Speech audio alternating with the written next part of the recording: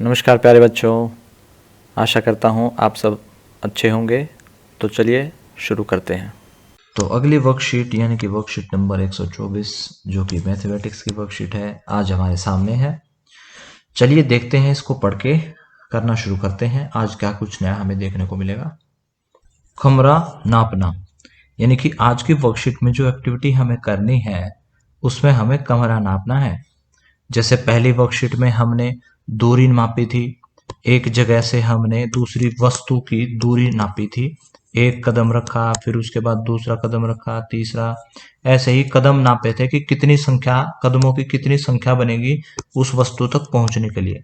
पहले हमने इस संख्या का अंदाजा लगाया था, फिर वास्तविक में एक कदम के बाद दूसरा कदम रख के, जैसे एक कदम के बाद दूसरा कदम, यहाँ हम देख सकते हैं पहले एक कदम है फिर दूसरा कदम यहाँ हमने रखा, ऐसे ही कदम रख के हमने संख्या, वास्तविक संख्या पता लगाई कि वास्तव में कितने कदमों की संख्या इस दूरी में बनी हुई है।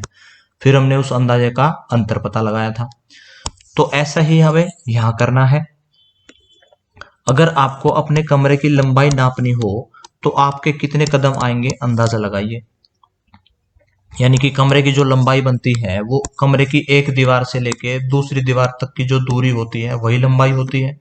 तो आपको ये अंदाजा लगाना है कि अगर आप एक दीवार से दूसरी दीवार तक एक कदम के बाद दूसरा कदम फिर तीसरा कदम ऐसे कदम रखते जाएंगे तो आपके हिसाब से, आपके अंदाजे के हिसाब से कितने कदमों में आप ये दूरी तय कर सकते हैं, वो अंदाजा आपको यहाँ लिखना है। उसके बाद आप कदम मिलाकर चल कर देखेंगे कि वास्तव में आपके ये कदम कितनी संख्या आई है, वो संख्या यहाँ लिखना है। और फिर अंदाजा और वास्तविक कदमों की जो संख्या है उनके बीच का अंतर आपको निकालना है। अंतर कैसे निकालना है?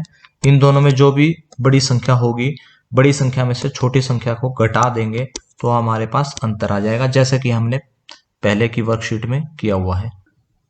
आगे देखते हैं। अच्छा बच्चों, ये बताओ, यदि आपके मम्मी या पापा कमरा नापें तो उनके कदमों की संख्या आपके कदमों की संख्या से ज्यादा होगी या कम? अब आपके मम्मी या पापा के जो कदम है वो आपके कदमों से तो बड़े कदम होंगे। तो अगर इतनी दूरी तय करनी है तो बड़े कदम में जो संख्या चाहिएगी वो कम होगी और छोटे कदमों में जो संख्या चाहिए है वो ज्यादा होगी। तो बड़े कदमों की संख्या कम होगी, कम होगी। क्यों? क्योंकि उनके कदम पहले से ही लंबे हैं आपके कदमों से।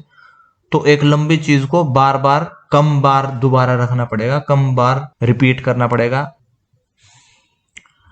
अगला प्रश्न देखते हैं। आपकी मम्मी या पापा के कितने कदम आएंगे आपका अंदाजा। तो आपको फिर से यहाँ अंदाजा लगाना है कि आपके अंदाजे के हिसाब से कितने कदम में जो कमरे की दूरी है, कमरे की जो लंबाई है वो तय हो जानी चाहिए। फिर आप मम्मी या पापा को चलकर कदम गिनने को बोलेंगे। जैसे आपने अपने कदम रख के कदम नापे थे, वास्तविक कदम कितनी संख्या आई है, ऐसे ही मम्मी या पापा के कदम की संख्या आप यहाँ लिखेंगे और फिर उनके बीच का अंतर आपको यहाँ लिखना है, घटा देना आपस में से। इसी के हिसाब से ऐसे ही घर में जो चारपाई या पलंग है उसकी लंबाई आपके कितने कदमों के बराबर होगी, ये आपको पहले अंदाजा लगाना है इधर।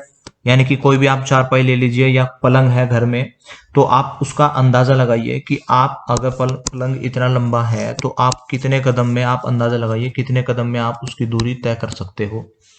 जितने कदम में आपको लगता है कि हाँ इतने कदम में दूरी तय हो जाएगी वो आपका अंदाजा हो जाएगा।